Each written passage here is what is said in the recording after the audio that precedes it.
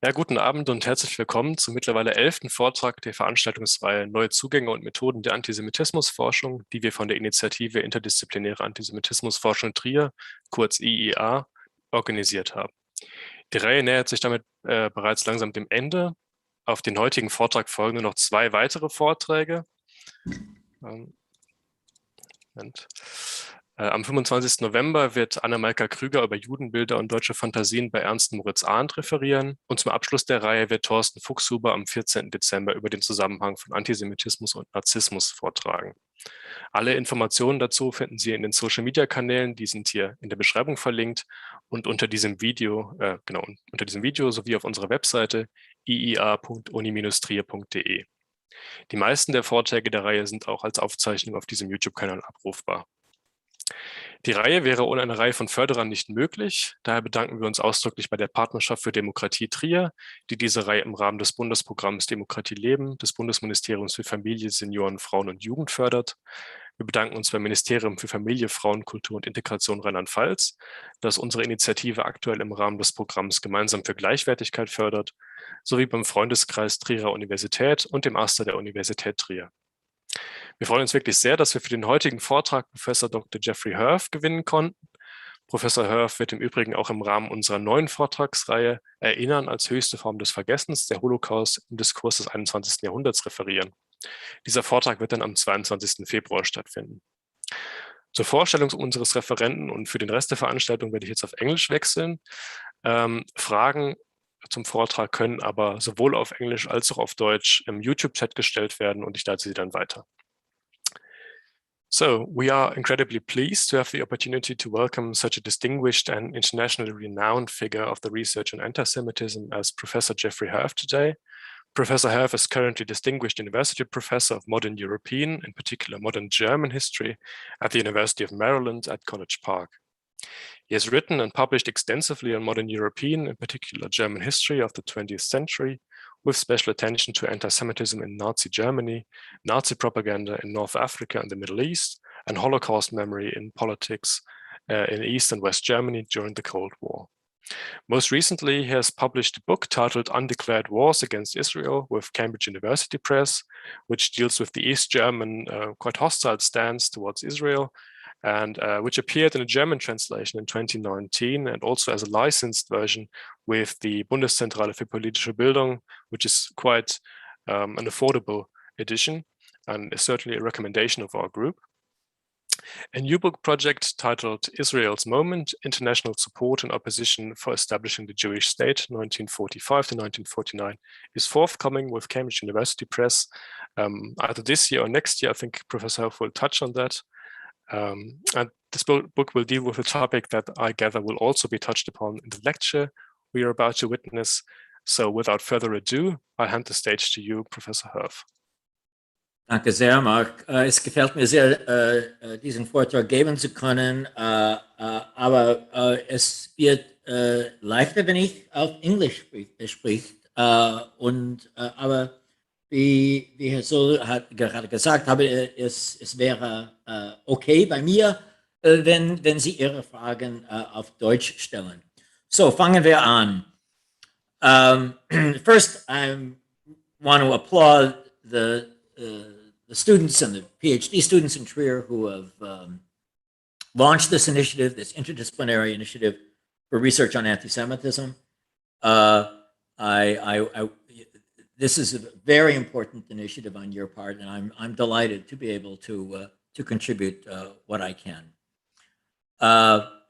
As I am lecturing to students in Trier, I thought that I could not avoid beginning the lecture by making some reference to Karl Marx.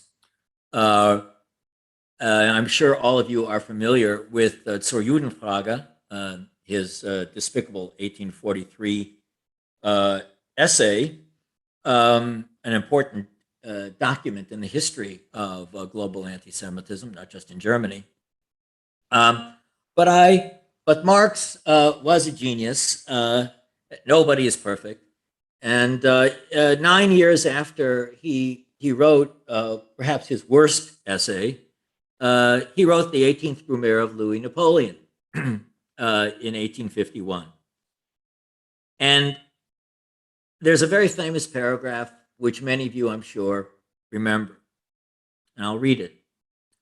Die Menschen machen ihre eigene Geschichte, aber sie machen sie nicht aus freien Stücke unter selbstgewählten, sondern unter unmittelbar vorhandenen, gegebenen und überlieferten Umständen. Die Tradition aller toten Geschlechter lastet wie ein Alp auf dem Gehirne der Lebenden. Und wenn sie eben damit beschäftigt scheinen, sich und die Dinge umzuwälzen, noch nicht Dagewesenes zu schaffen, gerade in solchen Epochen revolutionärer Krise beschwören sie ängstlich die Geister der Vergangenheit zu ihrem Dienst herauf und lehnen ihren Namen, Schlachtparole, Kostüme und in dieser altherwürdigen Verkleidung und mit dieser erborgten Sprache die neue Weltgeschichtsszene aufzuführen. In English, the famous sentence is translated, "The traditions of all dead generations weigh like a nightmare on the brain of the living." It's a remarkable paragraph. If Marx had more self-consciousness, if he wasn't so comfortable criticizing everybody else but not looking in the mirror, he would have understood that the traditions of all dead generations were wearing heavily in his own brain when he wrote the essay, The Jewish Question. And I begin with those comments about Marx, not only because he's a son of Trier, but because some of the most important scholarship of recent years, and by recent years now I'm speaking about the last 50 years, on anti-Semitism, addresses exactly the point that Marx made in that famous sentence. And so when we examine contemporary anti-Semitism, which I'm going to do and focus on, it's important to recall the work of Robert Wistrich, Saul Friedlander, David Nierenberg, Christian Wiese, Leon Polyakov, Norman Cohn, and some of mine, among others, who have addressed the issue of continuity and break from the religious traditions of anti-Judaism that stem first from the Christian Gospels, then 7 centuries later from the Quran, to the modern secular forms of what is called anti-Semitism. And when we put the developments of our own time into this longer perspective, it becomes apparent that the 3 faces of antagonism to Jews, Judaism, and the state of Israel, the 3 faces of anti-Semitism of our time, draw in both different and common ways on these traditions of the past. It would be ahistorical in the extreme to think that the ideas that float around the internet today have nothing to do with ideas that are up to 2,000 or 700 years old. Anti-Semites today offer multiple examples of the nightmares of the past that continue to weigh on the brains of the living. And maybe I'm too optimistic, but I think if Karl Marx were alive with us today, he would agree with what I'm saying. There's nothing new about drawing attention to the Gospels and the Quran. But in the context of the vast outpouring in print and online about the topic of anti-Semitism, doing so is, if not new, at least differs from the preoccupation with the present.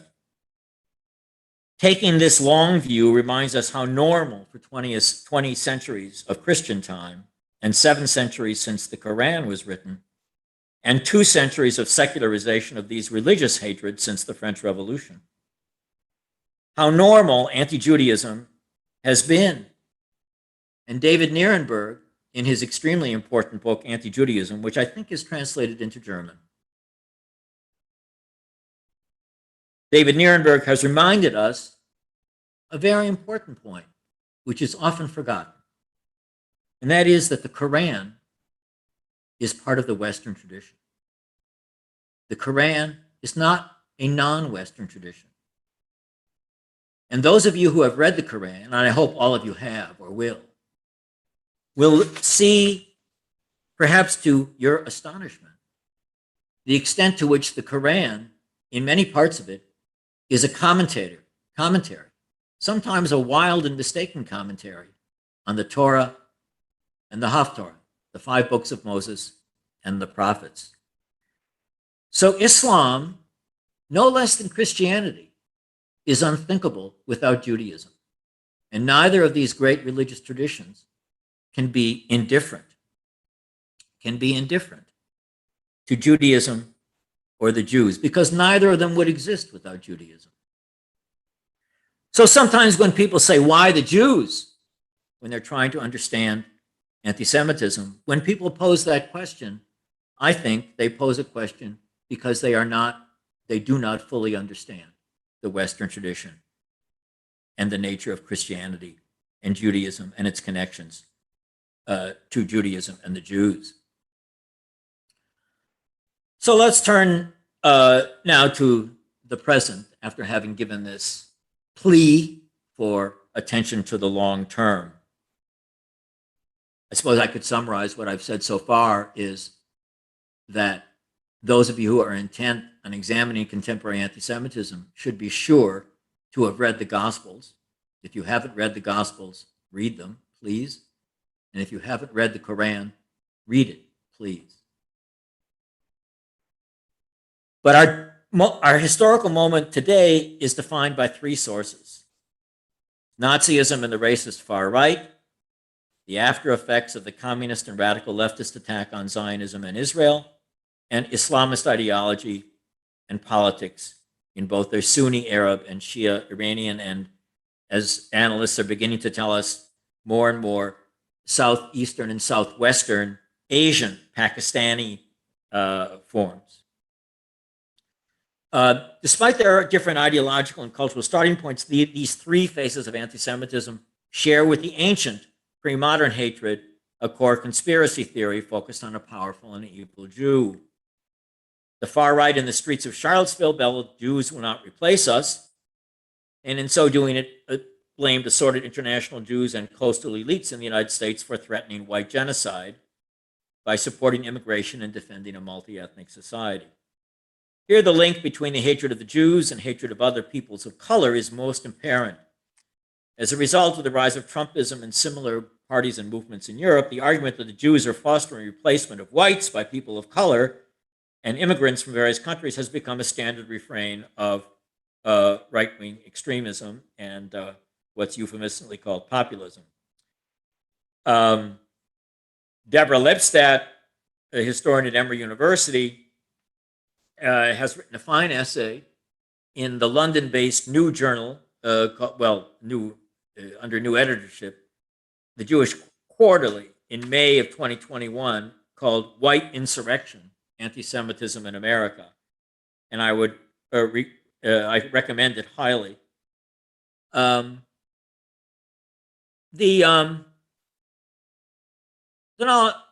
I'll speak for a few moments about my own work and about the nature of the core conspiracy theory that that I discussed in the book "The Jewish Enemy: Nazi Propaganda During World War II and the Holocaust." The key question of that book, or rather, there were a number of key questions, so we put it that way. One of the key questions was, what changed between 1939 and 1941 that made anti-Semitism a doctrine of fanning genocide rather than persecution? How do we explain this radicalization of anti-Semitism, where for the first time in its long and violent history, it became a formula for mass murder? And I was surprised as I worked on The Jewish Enemy between 1999 and 2004 or 5, that there hadn't been a book, despite the large scholarship, excellent scholarship on the Nazi regime and the Jews, there hadn't been a book that really probed deeply into what some insightful contemporaries, such as Victor Klemperer or Hannah Arendt, saw, namely the centrality of paranoia and conspiracy in the policy and contributing to the policy of genocide. So, and the more I read the Völkische Beobachter, Goebbels' essays, Hitler's speeches, the press briefings of Otto Dietrich, the more it became apparent that the radicalization of anti-Semitism had everything to do with the Second World War, the Nazi interpretation of the Second World War. And the core of that interpretation, which was in print on the headlines, the front page of the Völkische Beobachter, in Goebbels' weekly radio addresses, and in his essays in Das Reich, most famously, of course, in Hitler's speeches, and in many posters. I'll show just one or two. The core of that was that the alliance between the United States and Britain and the Soviet Union was the strongest piece of evidence in the mind of Hitler and his associates that an international Jewish conspiracy existed in the world, that its headquarters were in Moscow, London, and Washington, and that the purpose of this international conspiracy was to exterminate the German people.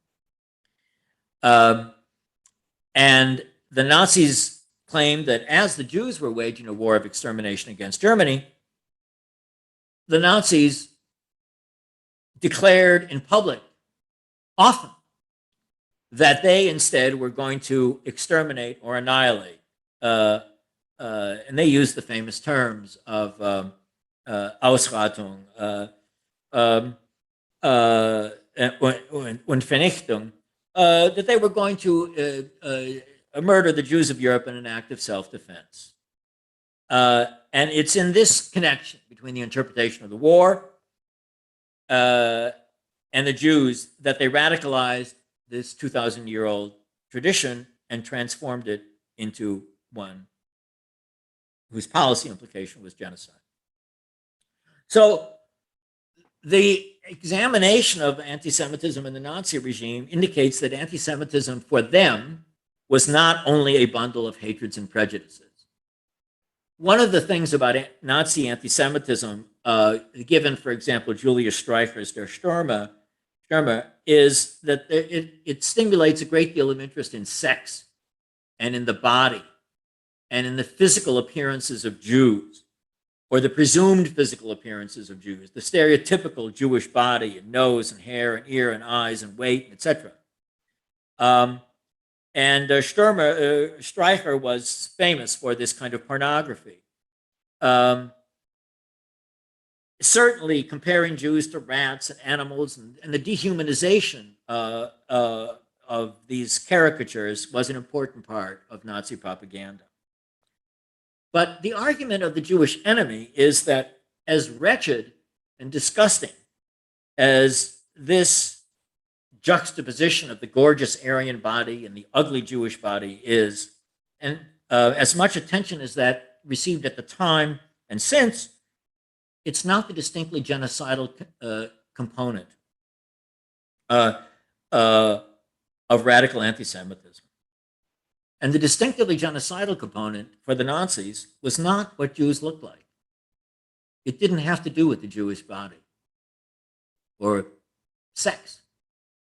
It had to do with a political actor that the Nazis imagined existed, called international Jewry, and it had to do with what this political actor was doing, not what it looked like, but what it did. And what it was doing was waging the Second World War against Nazi Germany.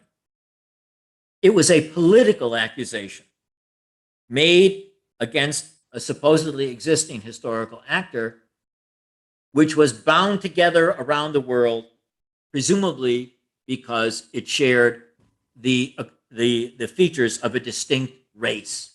So the Jews were not a religion for the Nazis, as you know, they were a race. This actor was no less real then the governments of the United States, Britain, and the Soviet Union, and it was the glue that held together this unlikely coalition of capitalists on the one hand, the Nazis called them plutocrats, and communists on the other, the Jewish Bolsheviks. So this anti-Semitism in the Nazi period functioned as a interpretive framework, an Erklärungsmuster, yeah? More than as a set of prejudices. This was like an interpretive framework, like Marxism, like liberalism or conservative. How do we understand the world? And it's through the anti-Semitic prism that the Nazi vanguard understood the world.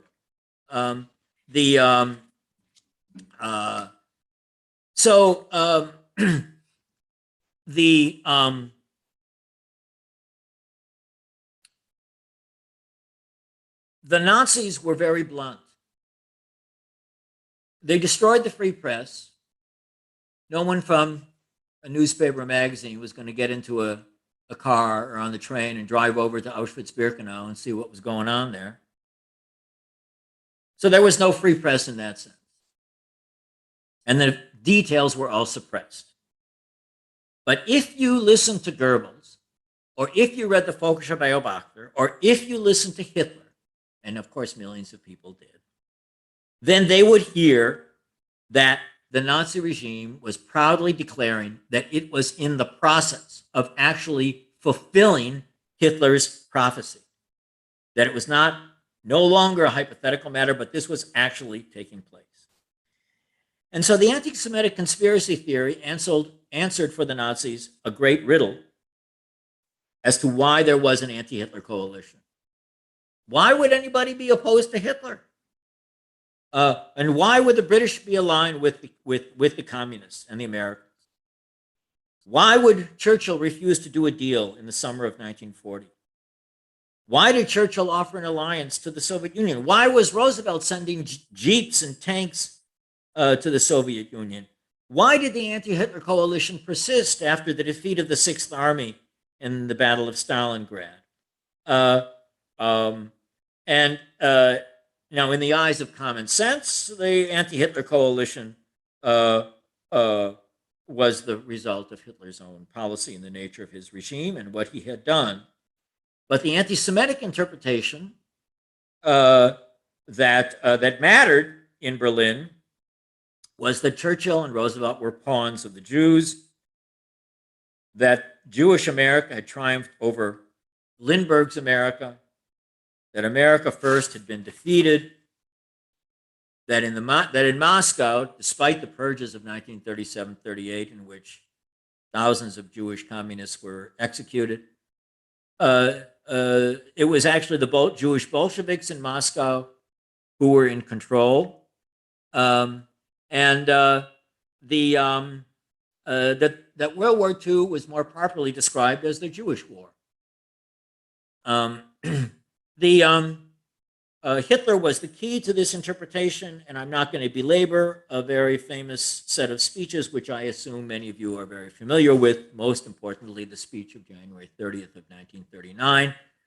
It's a speech whose essence he repeated on 6 different occasions, I think. As Orwellian as it was not euphemistic or vague. You will recall that he said that if international Jewry inside and outside Europe provoked a world war, then the result would not be the destruction of the Aryan race in Europe, but of the extermination of the Jewish race in Europe. And that was a very famous speech. It was broadcast or translated in the major press all over the world. It was repeated in various forms in Goebbels' essays, which I'm not going to belabor to save time. I'd like to share the screen for just one moment, if we could.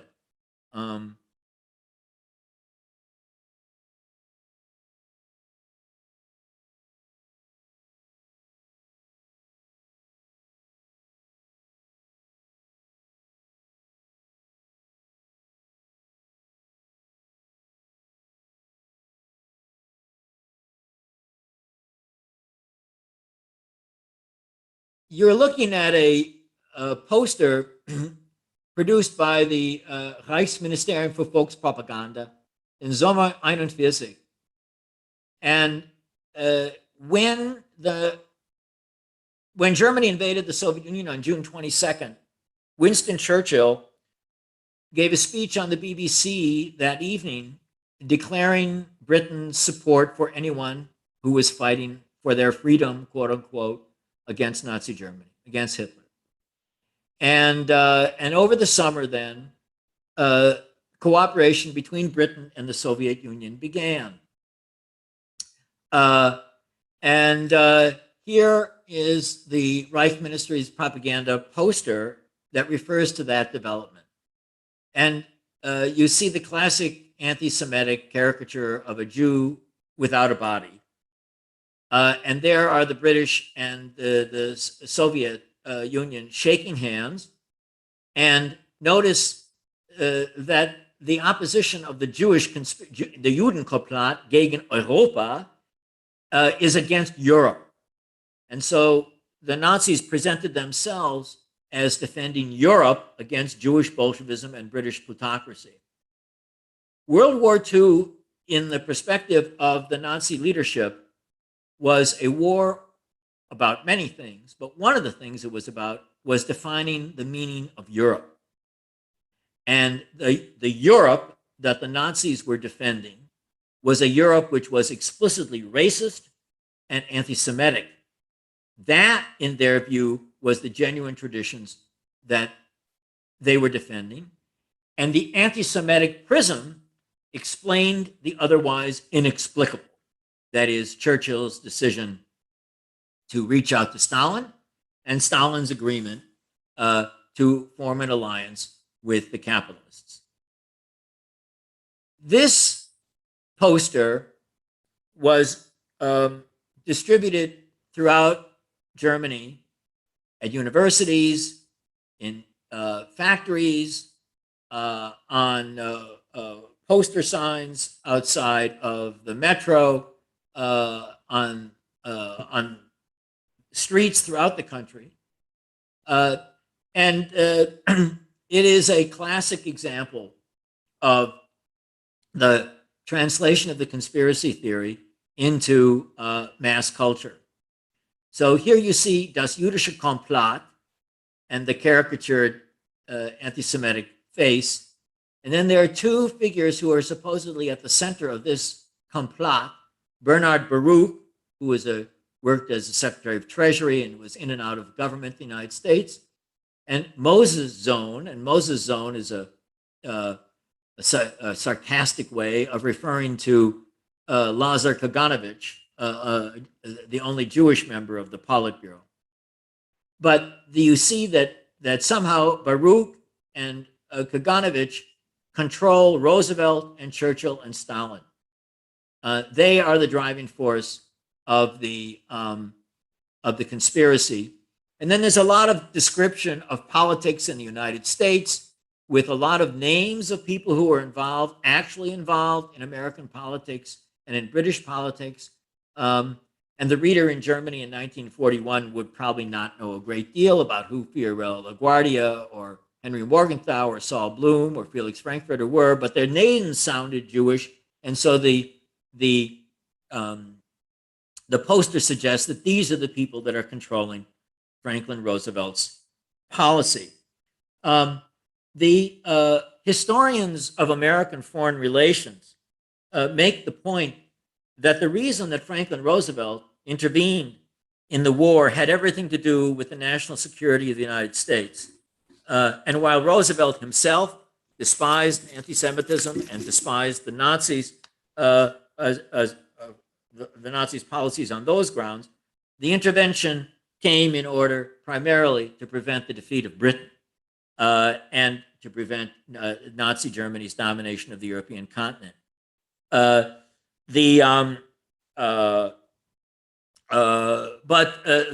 that interpretation of the Second World War as one conducted by the Jews to murder the Germans was a kind of projection, and here Freud and psychoanalysis is relevant. the projection and paranoia were central. And the more that the British and American Air Forces bombed German cities, the more Goebbels claimed that his argument that the Jews were coming to murder the Germans appeared to be confirmed in the rubble of Munich and Frankfurt and Hamburg and the, I believe it's 600,000 German civilians who died under the air war. The anti-Semitic interpretation of the war persisted to the very end. And you're all, I would assume, familiar with Hitler's famous last testament before he shot himself in the bunker, in which he blamed the war again. He said nothing in the bunker that was different than anything he'd been saying the previous 5 or 6 years. Sometimes people read the will and testament and they think that he flipped out or was on cocaine or just had finally gone off the deep end and said these crazy things. But the crazy things he said in the bunker were identical to the crazy things he began to say in 1939. One aspect of the last years of the war that's somewhat less well known, but important, I think, was Joseph Goebbels' essay of February 28, 1945. And Goebbels then asked himself, basically, why are we losing this war?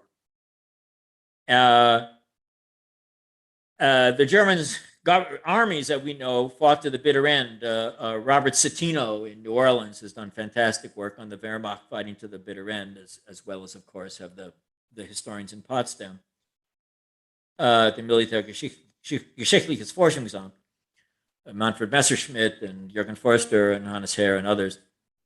But Goebbels offered this explanation as to why Germany was losing the war.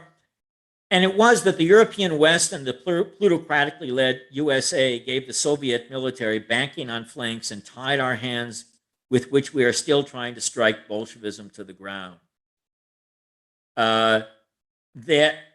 So what Goebbels did in February 45 was inaugurate a new stab in the back legend, a new Dolchstoßlegende. That Germany lost the war basically because Jewish-dominated Britain and Jewish-dominated United States failed to grasp the danger of the Soviet Union and stabbed Europe and Germany in the back as the Red Army advanced. I'm sure that if the Nazis had not been defeated more soundly, or if the destruction of the Nazi Party had not been as extensive as it was after the war, that this version of anti-Americanism and anti-British sentiment would have become an important part of any sort of revived Nazism after the war. A discussion of anti-Semitism and right-wing anti-extremism today is beyond the scope of this lecture. Suffice it to say that, that Trumpism and European analogs brought the conspiracy theories about the Jews from the margins into significant parts of the Republican Party. And that party in the Trump era and since has not been what Germans call a party of wehrhafte Demokratie, toward authoritarian trends, which culminated on the attack on the Capitol on January 6th. I would just say this, that one of the things that is most disturbing to to historians who know anything about the United States in the 1930s and 40s is that when Trump first used the expression "America first," I, and others were convinced he knew exactly what he was doing, suggesting that the American intervention in the Second World War was a mistake because it facilitated the advance of the Soviet Union in Europe. That America first was not more widely understood in American politics as having, at the time, been a form of sympathy for Nazism was regrettable. But again, this underscores the importance of taking a historical perspective. I'm going to send a copy of this text edited to Mark, so you can read it on your own, because there are many references to published works, which I think you may find of interest. The paper should not be put on the internet, and that's a firm. It does not belong on the internet, but it certainly it's a scholarly paper and can circulate. I hope it'll be helpful to you. Let me turn to Islamism and anti-Semitism.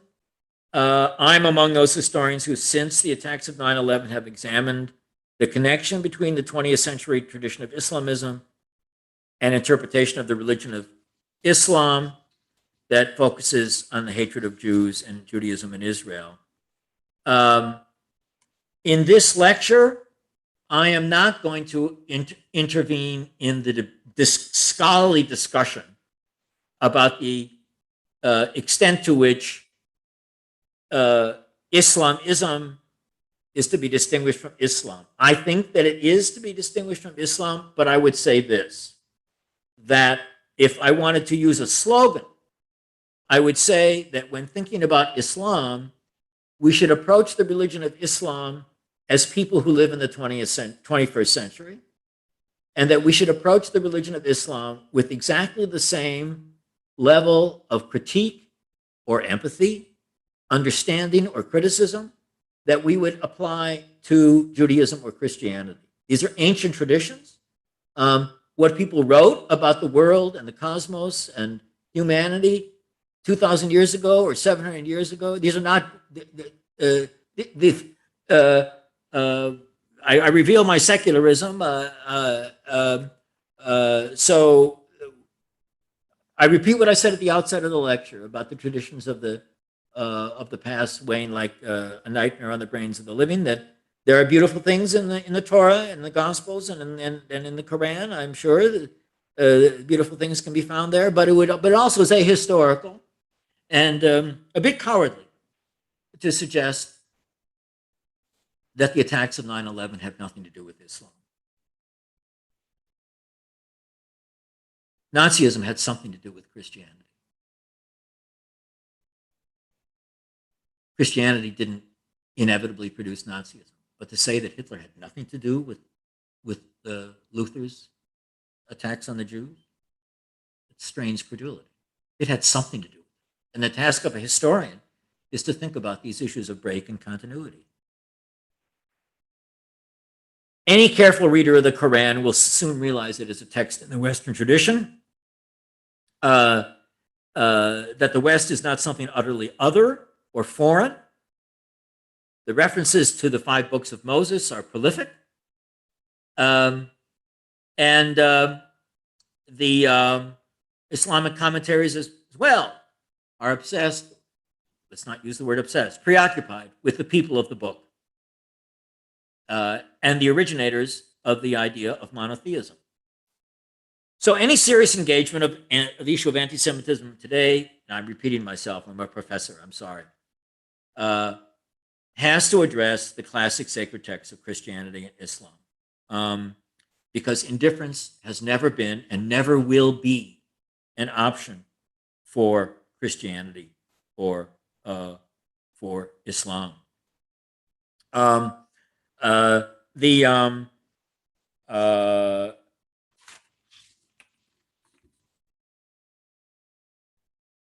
Relevant works about the Nazis and Islamism were written soon after the attacks of 9/11. I think of Matthias Kunzel's Jihad und Judenhass, David Mottadl's Islam and Nazi Germany's War. I believe I saw a German edition of it.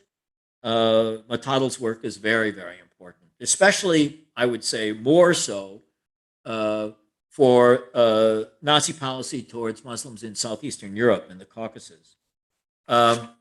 The key Islamist text, the key text of the Islamist tradition, and Kunzel has done excellent work in drawing attention to it, is that by Hajj Amin al-Husseini, the Grand Mufti of Jerusalem, who had a delivered in absentia to an Arab conference of Arab nationalists in Syria in September 8th and 9th of 1937. It blew down Syria.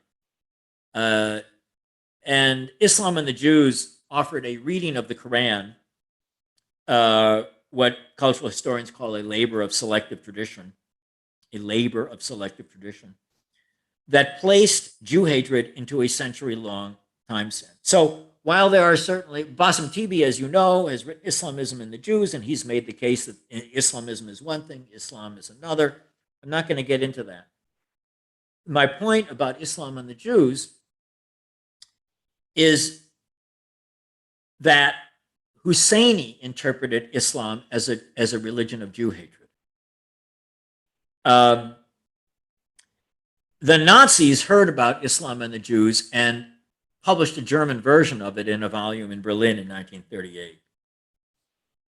And Husseini, in 1937, before he came to Berlin, wrote, "The battle between Jews and Islam began when Muhammad fled from Mecca to Medina.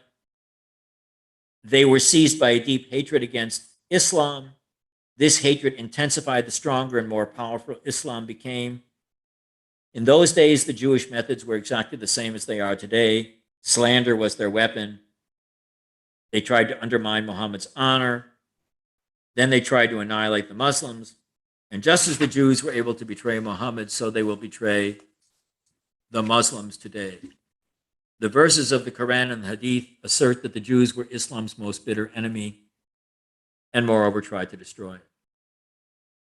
So Husseini then saw Zionism only as the most recent chapter of this 7 centuries of Jewish hatred of Islam.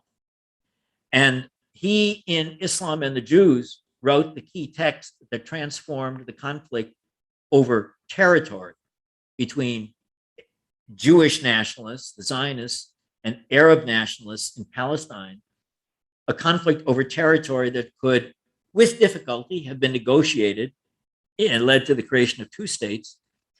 His significant contribution was to religionize the conflict and turn it into a one in which there was no justification whatsoever for any Jewish presence in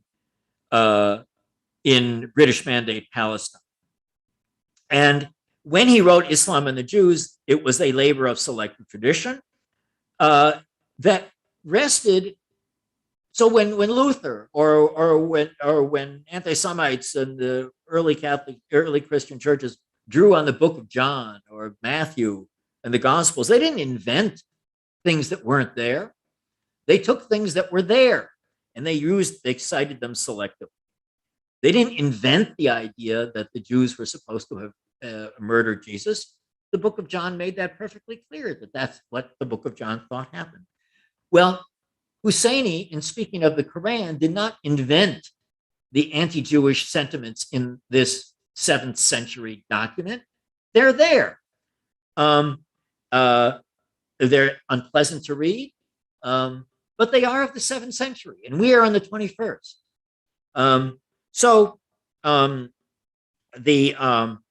Bassem Tibi can envisage a tolerant and cosmopolitan European Islam. Certainly, I hope such a thing is there. But Husseini's Islam in the Jews is to the tradition of Islam as Martin Luther's The Jews and Their Lies is to the tradition of Christianity. It is that important. It is that important. And the Nazis were enthusiastic about Luther and his hatred of the Jews. You know, Luther also, as you know, The Jews and Your Lies is not a philosophically interesting work. It's a policy prescription. And the Nazis were enthusiastic about both of those things. I'm not going to, I want to save some time. The full details of Husseini's activities in Berlin are in my book, Nazi Propaganda for the Arab World. I was able to write the book, though I read German and French and English. I don't read Arabic. I in 2007, I thought, well, maybe the American embassy and the American embassies in the Middle East were listening to Nazi radio. Let's see what we can find. And it turns out that the ambassador to Egypt, Alexander Kirk, set up a staff of native Arabic speakers, American translators, some engineers who knew something about the newly invented tape recorder, which I believe was invented in Germany. And they tape recorded and translated Nazi Germany's Arabic language propaganda to the Middle East. And Kirk then sent a weekly report back to the State Department in Washington called Access Broadcast in Arabic. And Access Broadcast in Arabic was declassified in 1977. There was really no reason to have classified it in the first place. But at any rate, it was sitting there unused in 1977 until I found it in 2007.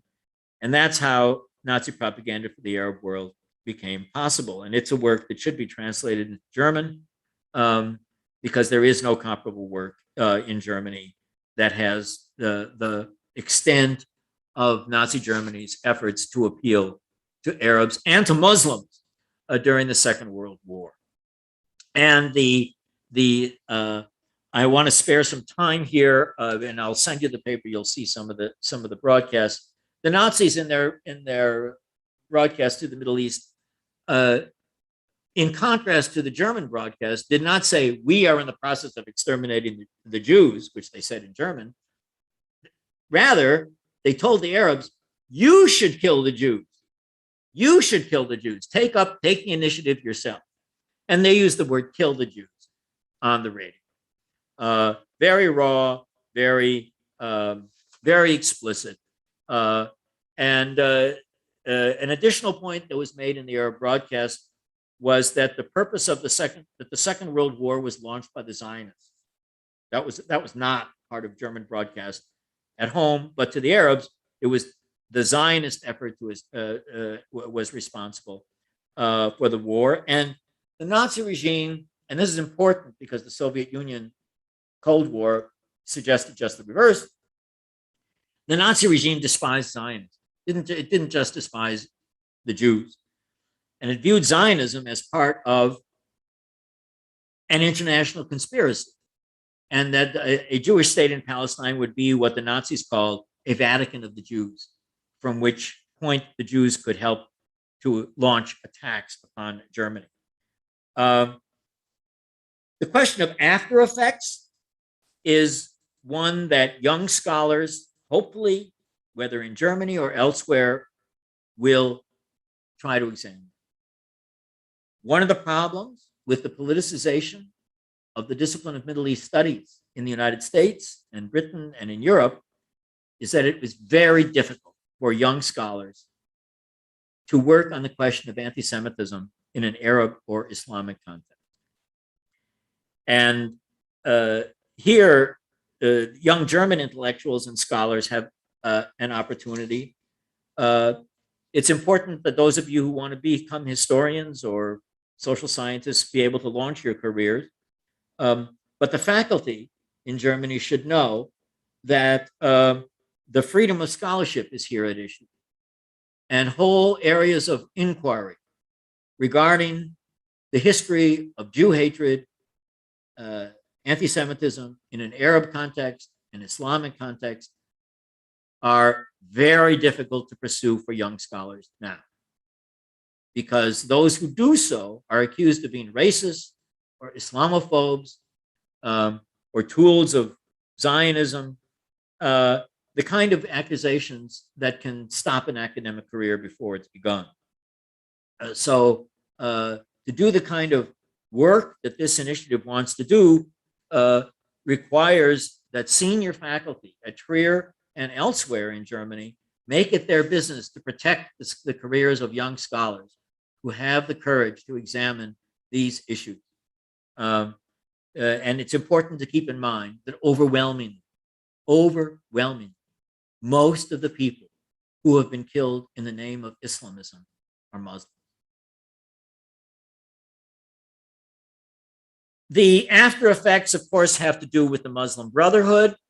And when Husseini escaped from French custody in 1946 and returned to Cairo, Hassan al-Banna and the Brotherhood praised the man who, in his words, would continue the work of Hitler and in the form of opposing the establishment of a Jewish state. Let me just say one word about racism.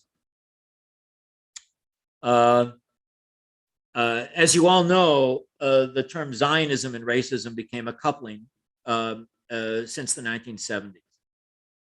One of the greatest and I'm going to make this point in Israel's moment, one of the greatest accomplishments of the Palestinian Liberation Organization and as a propaganda organization was to have redefined the meaning of Zionism and of racism. And Edward Said's work contributed to this as well. In 1947, Jamal Hussein, the cousin of Haj Amin, spoke in London and then at the United Nations as to why he opposed the establishment of the Jewish state in Palestine. And Jamal Husseini said, the Arab world, in his words, was a racial homogeneity. A racische homogeneity. I better stick to English. A racial homogeneity. And that the entry of a Jewish state into this homogeneous culture would be a formula for conflict and war. Look, he said, at the history of Europe, where the diversity of languages and cultures has contributed, in his view, to war. So if you want peace, then you should support racial homogeneity. In other words, Jamal Husseini was a racist. He was opposed to, quote, diversity and inclusion, to use the expressions common in the United States. He was opposed to multiculturalism, multi-ethnicity, cosmopolitanism. This aspect of that generation of Palestinian leaders has been lost in world political discussion. And they succeeded in repressing their own racism and then projecting it onto the Zionists. It was a remarkably successful propaganda effort that is now 70 years old, and it influences academic and intellectual life on both sides of the Atlantic and around the world.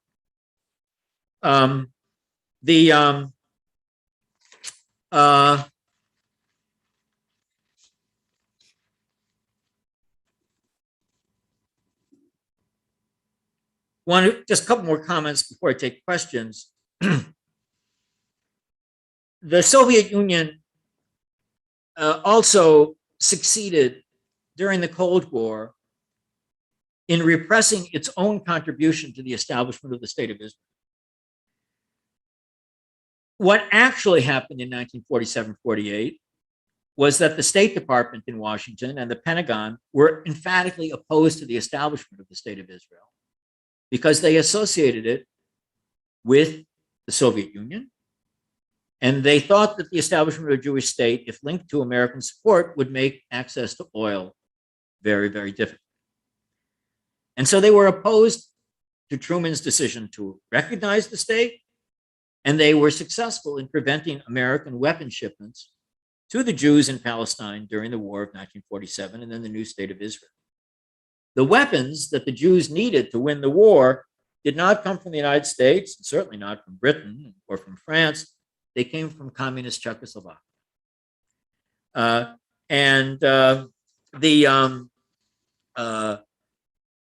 The Soviet Union was remarkably successful after the anti-cosmopolitan, anti-Semitic purges of 1949 to 53.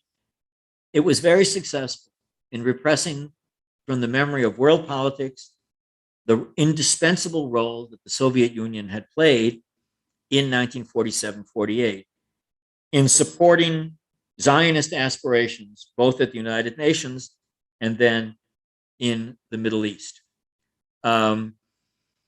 This history was one that was blotted out and forgotten or never known by my generation in the New Left in the United States and in Europe, including in Germany. And as you all know, the result was a view of the State of Israel as a product of imperialism, colonialism, and racism, That the Zionist struggle for national self-determination was then redescribed as instead a product of imperialism. Though if you were a young leftist in New York, or London, or Moscow, or let's just stick with New York and Paris, if you were a young leftist and you shouted slogans about anti-imperialism, chances are that you were in a demonstration favoring Zionist aspirations against the efforts of Britain. So what has happened is that the Christ killer of old has become the imperialist and aggressor of the last 5-6 decades. What the communists were able to do that the Nazis and the Islamists could not do, the communists and the New Left, was to make antagonism to Israel salon fait in a secular context. The passion for, quote, the Palestinians and the hatred of Israel has become a defining feature of leftist politics around the world since the 1960s. And I won't belabor, I want to save time, but I just refer to some key texts by Ulrike Meinhof and Dieter Kunzelmann that were read by Wilfried Böse and Brigitte Kuhlmann, among others, and led to West German leftist support for Palestinian terrorist attacks or participation even in them on Israelis and on Jews in West Germany, not to mention the even more consequential support from the East German government for attacks on Israel. So I conclude by returning to Karl Marx. Eager as he was with criticisms of others, but blithely unaware of how his own repetition of hateful stereotypes of Judaism and the Jews was a clear example of how traditions of the past weighed like a nightmare in his own brain. Why should people of our generation be so different from Marx? Awareness of the weight of past traditions is hardly a new method or approach to the study of anti-Semitism, but it's one that does not receive enough attention in our understandable preoccupation with the events of the day. The three faces of anti-Semitism that confront us today remind us that these habits of hatred have deep roots in the history of Christianity, of Islam, and the modern anti-capitalist left. A Christianity not obsessed with the accusation of deicide, an Islam that does not denounce the Jews as killers of the prophets, and an anti-capitalism that does not denounce the market economy as a Jewish invention, all three are conceivable. And indeed, they exist. It may be, however, that the 2 decades from the end of World War II to the Six-Day War of 1967 were a brief hiatus in the norm of the Western tradition, in which the hatred of Jews, Judaism, and Zionism became unacceptable. It may be that we are now, in many countries, returning to that norm, that old norm. And therefore, the questions historians should ask is not why has anti-Semitism returned? Rather, the question that places the present in its proper historical context is why, at certain times, has anti-Judaism and anti-Semitism diminished or remained on the margins of Western politics and culture. It is the absence or marginal role of anti-Semitism, as much as its presence, that calls on historians for an explanation.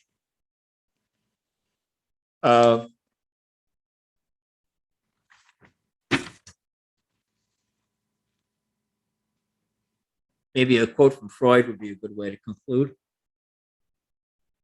In 1895, Freud wrote that he hoped that psychoanalysis could succeed in turning hysterical misery into common everyday unhappiness. Freud's realism, his skepticism about all utopias, but also his conviction that the weight of the past need not remain a nightmare in our brains, is one that is relevant for addressing anti-Semitism today. Anti-Semitism is too deeply baked into Western culture, a culture that rests on Islam and Islamism, or of course Christianity, or secular politics of the left, to imagine that it will ever completely go away. I cannot imagine it will ever completely go away.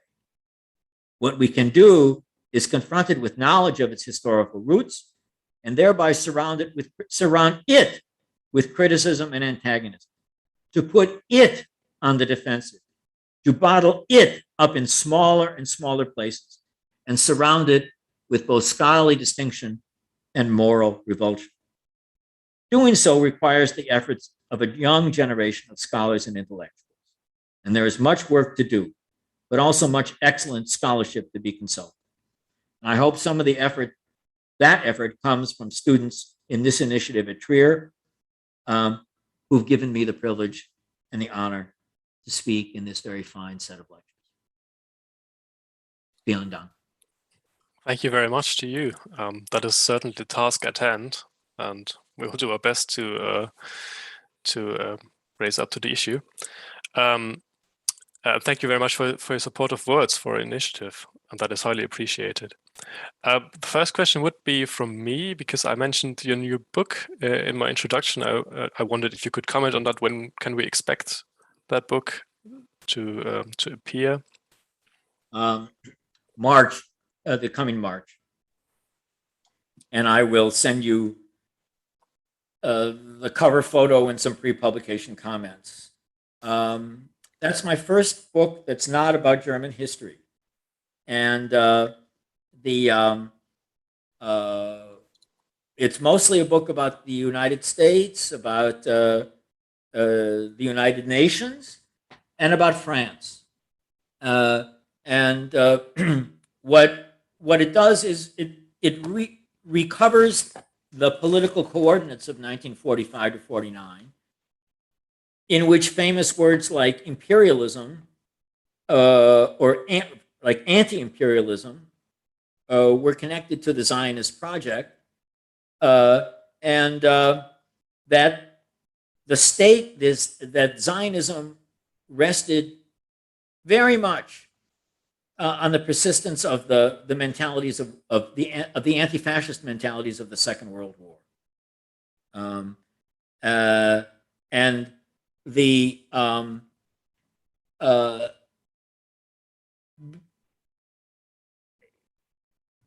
book, obviously, it grows out of my work in German history, in the sense that in 1945, Hashim al-Husseini was arrested by the French army in Baden, and then taken to Paris, and he was under comfortable house arrest for a year. And so a debate took place, a public discussion in New York, especially in Washington, about putting Husseini on trial for war crimes. And there was some thought in Yugoslavia, because of his activities during the war, to have a trial of Husseini. And the absence of the Husseini trial should be thought of as an important early chapter in the history of the Cold War, and the willingness of the Western governments to look the other way regarding Nazi collaborators, and to put these things aside in the interest of waging the Cold War. Had there been such a trial, I think the history of the Middle East might look very different. But I think the book will come as a surprise to many people who do not realize the intensity of opposition to the Zionist aspiration in the British Foreign Office and in the United States State Department and in the French Foreign Ministry, and the intensity of support that came from leftists, not just liberals, but socialists and communists too, in France and in the Soviet bloc. The association of Jews and communism, no one in the State Department would use that expression in 1945, 46, 47, 48, because people in the State Department knew that was certainly part of Nazi language. But the association of Zionism with the Soviet Union and the Soviet Union's supposed efforts to expand its influence in the Middle East, that was very much a topic for British and American officials. I think all of that will come as a bit of news to readers today. And I'm looking forward to the book coming out and with Cambridge, and I hope it strikes a nerve. Yeah, that sounds really interesting, and it sounds like new insights, and we'll certainly add that to our library. Yeah. Okay, another question. You mentioned Trumpism, of course, and yeah, the quite explicit anti-Semitic rhetoric with some of the people in the Republican Party. There's also some people in the Democratic Party which espouse at least anti-Zionist rhetoric. How do you see this new appearance of a quite explicit anti-Semitism in American politics? Could you comment on that? Well, if the Democrats lose the 2022 elections, or if Biden is not reelected, or a Democrat is not reelected in 2024, one reason will be that the left wing of the party pushed it too far to the left, and I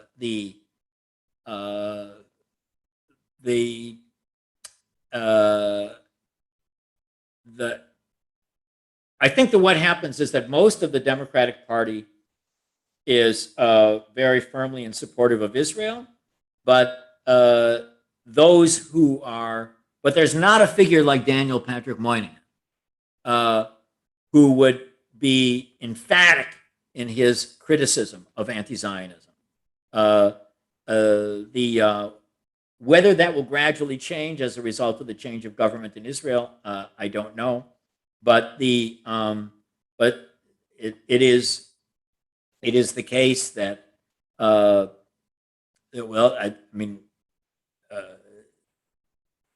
this is a problem. This is a problem in the universities,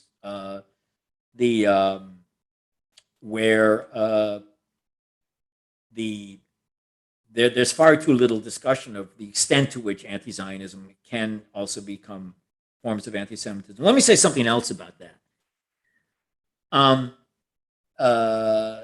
Given that the listeners to this talk know that Israel is a democracy and it has multiple political parties and many different points of view, there is never any absence of criticism of what the government of Israel does in Israel. It's constant.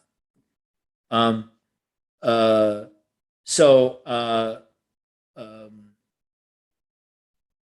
I would make 2 points. One, the question is not only whether or not a criticism of Israel is or is not anti-Semitic. Perhaps you're familiar with this debate about the International Holocaust Remembrance Alliance and then the Jerusalem Statement and what is or is not anti-Semitic. And I find that of interest up to a certain point.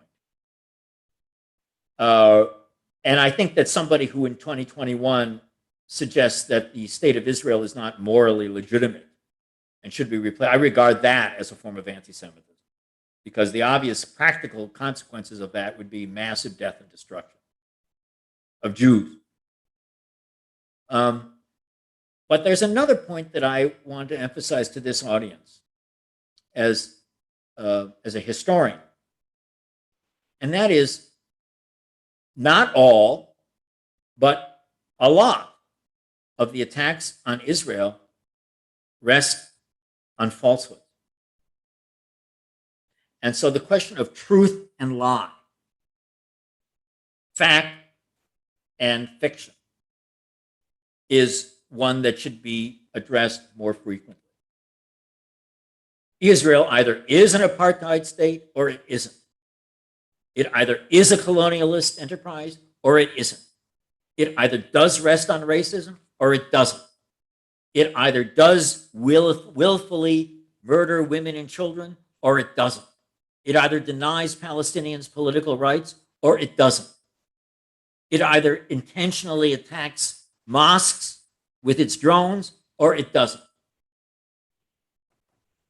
It's not sufficient to say saying those things is anti-Semitic and therefore you shouldn't say it. Because what if they were true? Would it be anti-Semitic to say something that's true? So I think it's extremely important to pay attention to what the Israelis have to say about this.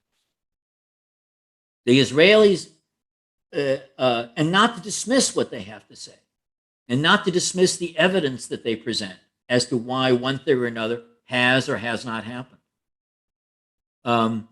They are anti-Semitic because they are false, and because saying false things about Jews and accusing Jews of murdering people who they have not murdered is at the core of the very long tradition of anti-Semitism, of anti-Judaism.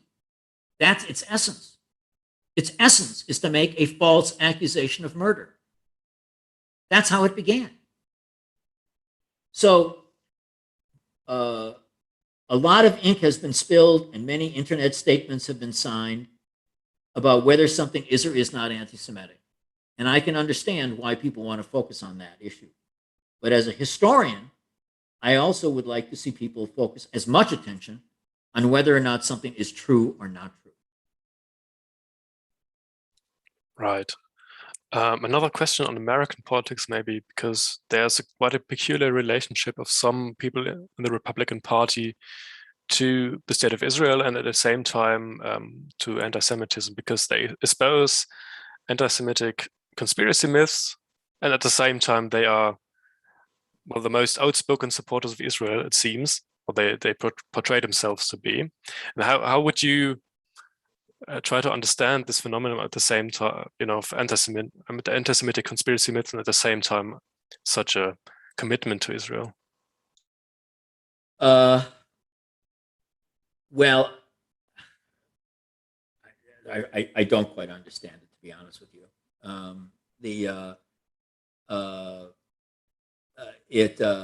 I think those who, I'm going to rephrase the question. Why is it that aside from Paul Berman or Matthias Kunzel or myself or Boualem Sansal in France or Manuel Valls or David Hirsch in London, and there are many other people that one could think of, or Ayan Hirsi Ali, why is it that the most important reactionary phenomenon in world politics in the last 30 years, namely Islamism, is not overwhelmingly denounced by liberals and leftists around the world? This is not Ho Chi Minh or Che Guevara or Mao Zedong, or, we're not talking about atheists. We're not talking about people who are in favor of all kinds of, or say they're in favor of all kinds of wonderful things. We're talking about people who dislike homosexuals, who subordinate women, who, of course, they hate Jews, who despise democracy.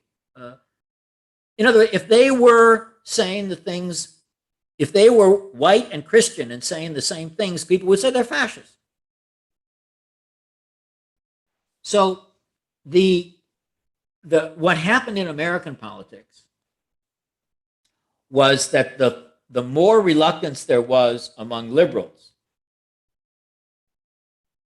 or not only Obama, but Obama was an example, the more reluctance there was to speak frankly about Islamism, the more Trump and others, who made no distinctions between Islamism and Islam,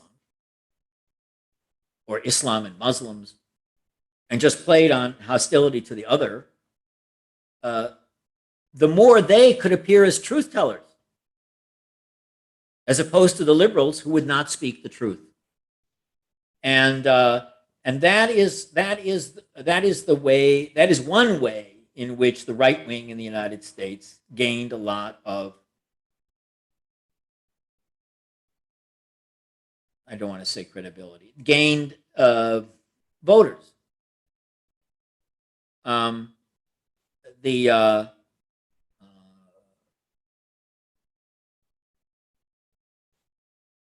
the dilemma of January 6th made so clear that, or the last 5 years made clear, that the more that Israel became identified with the Republican Party or with Trumpism, the angrier the left wing of the Democratic Party became at Israel.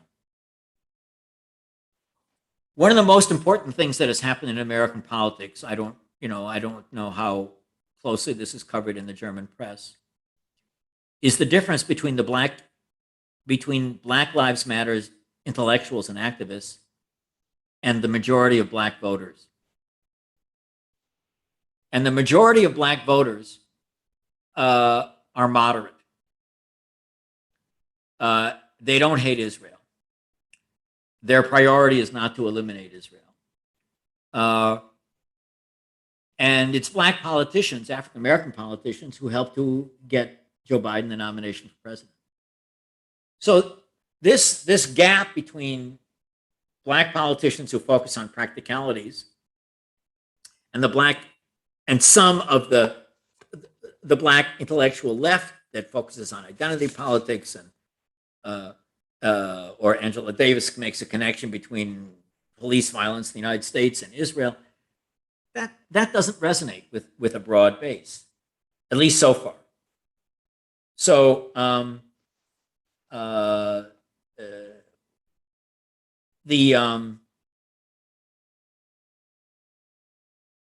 can summarize part of what I said in the lecture in as follows.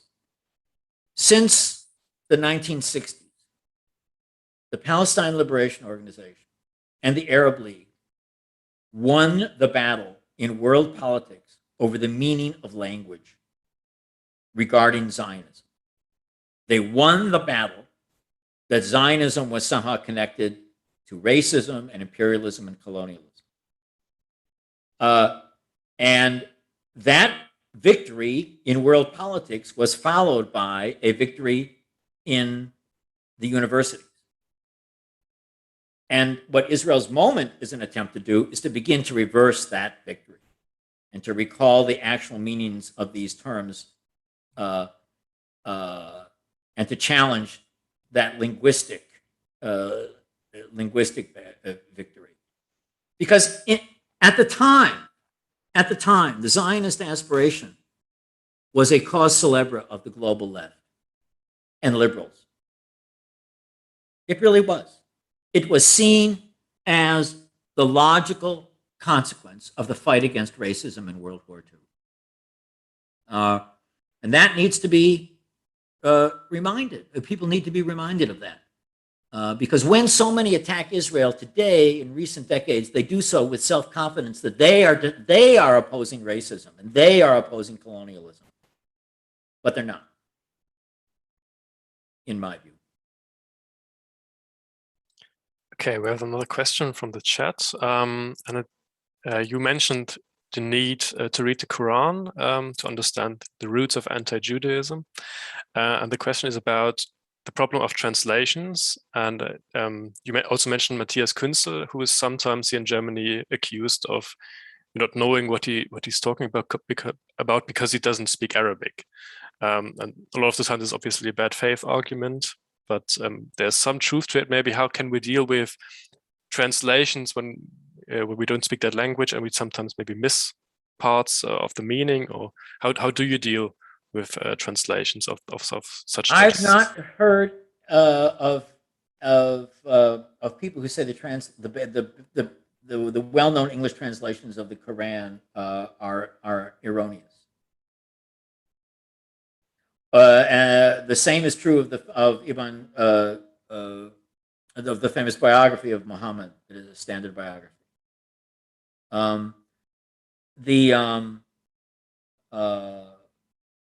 The same is true of the translations of Husseini's essays. To those who complain about translations, my question is, why do they show so little concern about the tens of thousands of Muslims who have been murdered by Islamists? Why is there so much indifference to the fact that the country of Syria is now a ruin?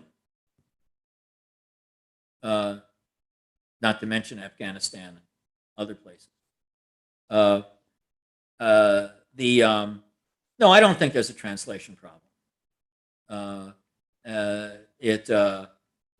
think that there's a courage problem.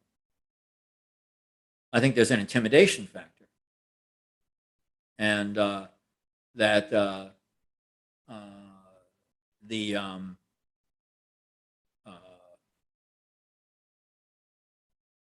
Booalem Samsal, whose essays are very worth reading, received the Frankfurt Book Prize several years ago. Sansal, Bassem Tibi, Fuad Ajami, Ayan Hirsi Ali, Muslim liberals read Arabic. Do people want to dismiss them as well? They don't know what they're talking about? There's another point about conspiracy theory in this translation question that is interesting. To suggest that the English translations or the German translations of the Quran are somehow mistaken is part of a conspiracy theory, because it implies that the publishers and the editors who produce these editions have intentionally created forgeries, and that the major publishers in New York and Paris and in Germany who produced these editions are all in it together. And yet, in those countries where the Quran is available, in Arabic or in Farsi, those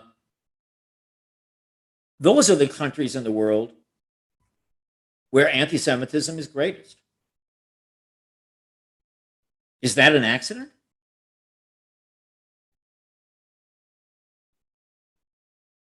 So those kind of questions, to me, are simply excuses not to read. And I would go further, and not further, but I would add that it's more difficult, more disconcerting to have a discussion about religion than a discussion about race. I think in the university, it's really fairly easy to have discussions about race. They've been part of global political discourse for decades and decades. Tons and tons of books have been written about it. It's very familiar debate and discussion. But to go back and look at, as Christian Wiese in Frankfurt has done, about the relationship between the long-standing traditions of Christianity and the modern versions of anti-Semitism, that's more delicate. That's more difficult. It may even be more intellectually challenging.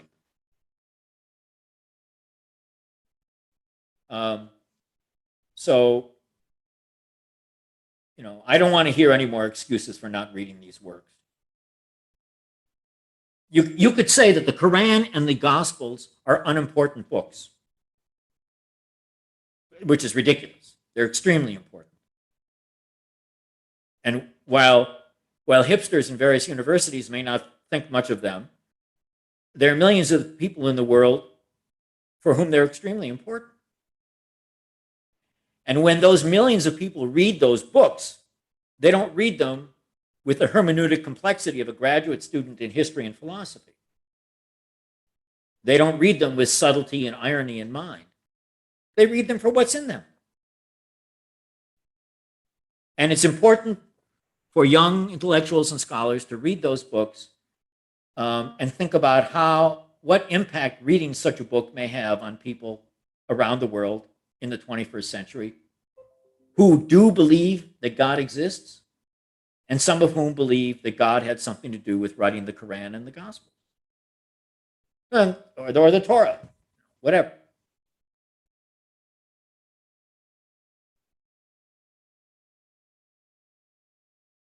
Yeah, I would. I think I guess that I would. Kunzel is a person of enormous courage and a brilliant. If the world were just and fair, he would be a senior professor at one of the most famous, at one of the greatest universities in Germany. But the world is not fair. But he's made enormous contributions, and Germany is very fortunate to have him as part of the discussion. Yeah, his case in academia is really a shame, unfortunately. He doesn't complain. He just does his work, and no, he's made the best of it, and his work is there, and it's of course, would it be good? Would it be good for young scholars who read Arabic or Farsi or Urdu or whatever to be able to do this work? Absolutely, it would be good. Yes, by all means. Here's a story. I heard a talk the other day by a historian from Bar-Ilan University, Eliezer Tauber. And the book is called The Massacre That Never Happened. And it's about Deir Yassin during the War of 1948. And many of you may have heard that there was a terrible massacre in Deir Yassin committed by the Irgun and Lehi, and that this massacre contributed to the Palestinian refugee flight. Now, the Israeli soldiers who were there insist that no massacre happened. And Tauber said, well, but in this climate, who's going to believe what the Israelis say? So he reads Arabic. So Tauber then looked at the reports and interviews of the Arab survivors of the Battle of Deir Yassin. And what he discovered, and I'm just telling you what Tauber, I have not read the book yet, I'm just telling you what I heard, is that the Arab survivors of the Battle of Deir Yassin said there was no massacre, but that the Palestinian political authorities insisted they had to say there was a massacre because otherwise the Arab states might not invade Israel. Now, I'm not, as I say, I've not read the book, but my point here is that when you read Arabic, you may find things that are even more disconcerting than if you don't.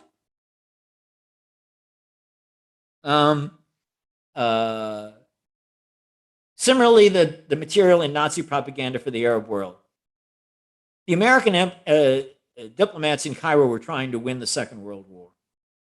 They were trying to figure out how they could appeal to the Arabs. They were trying to understand what the Nazis were doing to win the war in North Africa and the Middle East. If they sent a memo to the Secretary of State that was a bunch of lies, it wasn't going to help them or anybody else. They had no interest in distorting what the Germans were saying in their broadcast to the region. They wanted to know what they were saying. They're experienced diplomats. They know that in war, there's a great deal of suspicion about atrocity stories. So they needed to be accurate in order to succeed in what they wanted to do.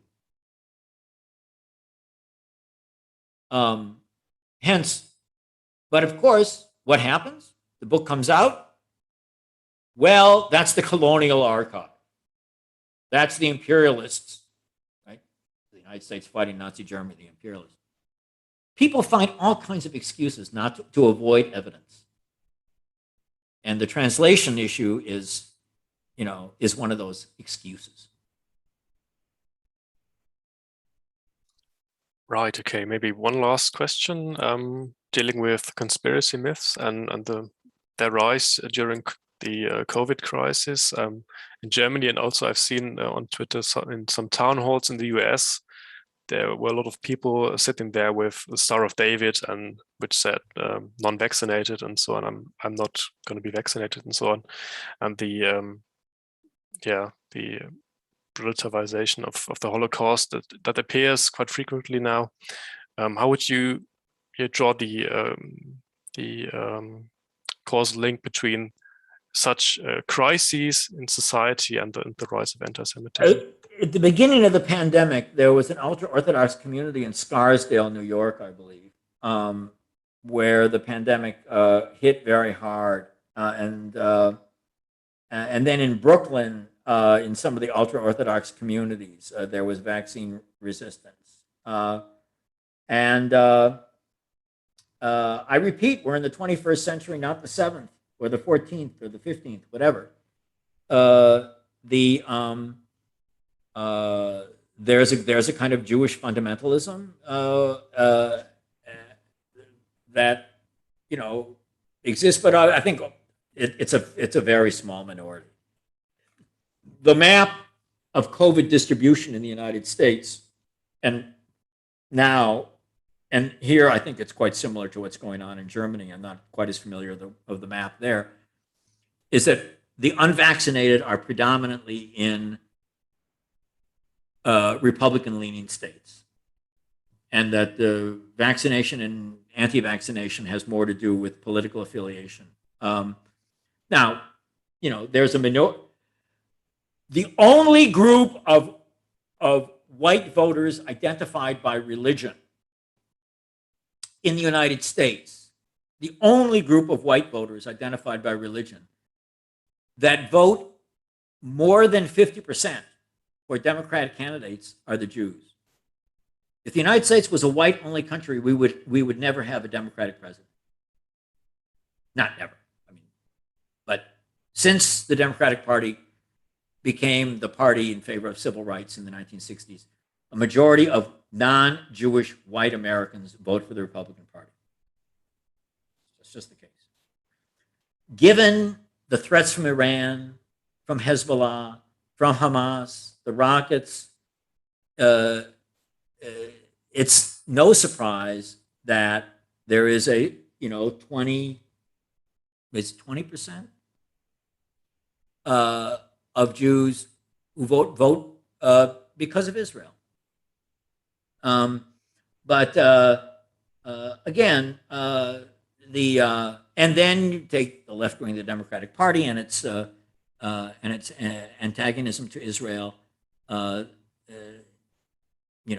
That Fox News and all of that.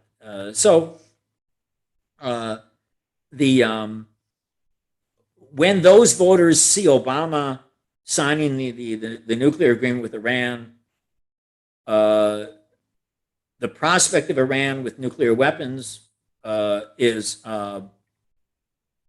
frightening and horrible. There are too few people in the Democratic Party who will speak out emphatically, clearly, frequently about it. So, but vaccination is resistance to vaccination remains predominantly, unfortunately, the result of frankly, of the Republican Party. And as far as I can tell, is the predominant factor. Right. Okay. I think I'm gonna stop it there, and thank you again for your very interesting lecture. And you said you're gonna send us the paper with. I'll edit it a little bit here and there, and I think I'm going to leave out the images because I just don't want those images circulating around. There's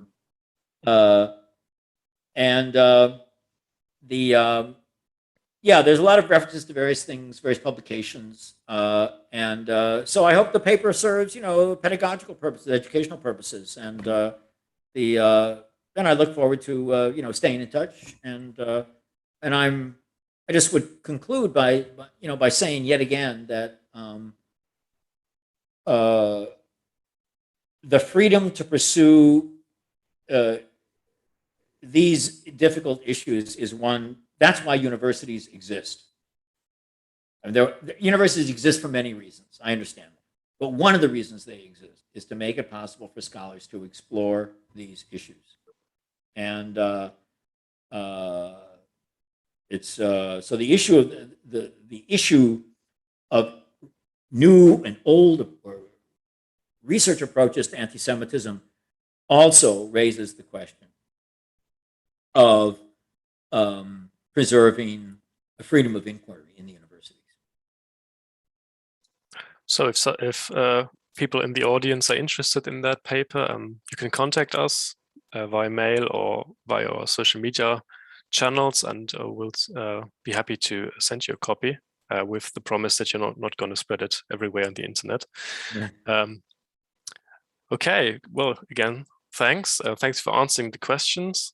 Thanks for being with us. And I look forward to seeing you again in February for your next talk with us. Okay. You're very welcome. It's been a pleasure. Okay.